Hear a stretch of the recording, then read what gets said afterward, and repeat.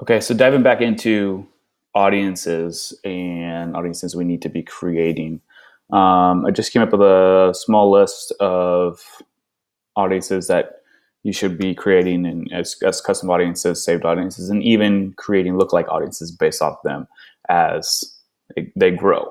So I want to start off with there's at least 5 audiences that you should always be making, whether you're doing e-commerce, selling widgets, or you have a service-based business, like a mortgage broker, or even like myself, right?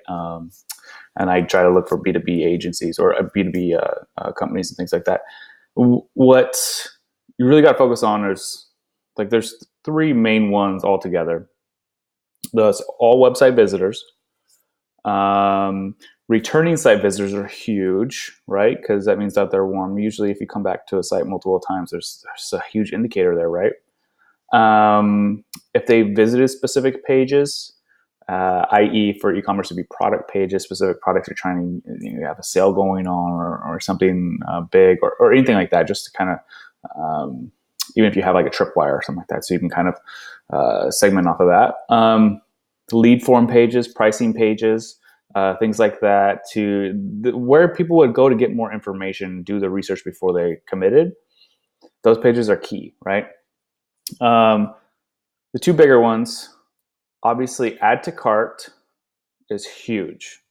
Make that a priority. Have that audience. That needs to be the first audience you create as an e-commerce store, period. Right? Add to cart, add to basket, whatever you want to call it. At the end of the day, that'll probably be one of your larger audiences you retarget and use, especially for e-commerce. I mean, this is when we starting getting into dynamic product ads and things like that. This is going to be key, and it's going to be killer, and it's going to make you a ton of money. So make sure you do that. And then obviously those who have purchased, make audiences off of those. Same thing for service-based leads. Make audiences off your leads, so that way, as that audience grows, you can then make lookalike audiences and say, okay, Facebook, we want more people that look like this, right? Cool thing you can do is if you do have like a CSV file, let's say you have a CRM and it tracks either your leads or your purchases, whatever, but then also the revenue that's coming from those leads, those customers. What you can do is you can actually upload that into Facebook as a custom audience. And what it does is you right here, include LTV for better performing lookalikes. So what this does is it takes into effect. So let's say if you had 100 people, you're saying that not all 100 are equal. They're weighted differently.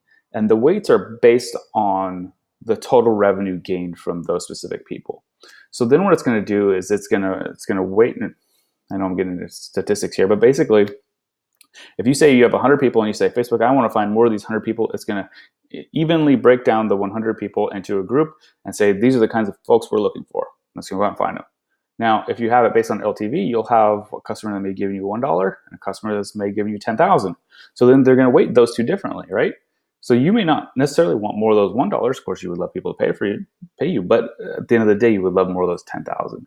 So that's how it's going to give more weight to the top, to the 10,000 person than the $1 person. Does that make sense? So you definitely want to use that one if at all possible. Even if you got it write up the CSV file yourself, it really does help. And then obviously engage with ads. That's huge. That helps with the retargeting. Anyone who's liked, comment, shared, watched a video, anything, engage with your ad whatsoever, clicked on it, put them there. And then for video views, I put this down here simply because video is huge. You should be using it. And here's how you create your audiences off of it. These are 3 basic audiences. Watch 50%, watch 75%, watch 95%. That's it, right? You can test out different things, 10-second video view, especially if it's like 14 seconds or less, your video. You can break it down by 30 seconds. I mean, you can test out whatever you want to. At a minimum, have these. If you have like an ads guy or you really want to dive into doing ads full time, then break down audiences as much as you possibly can and test the difference.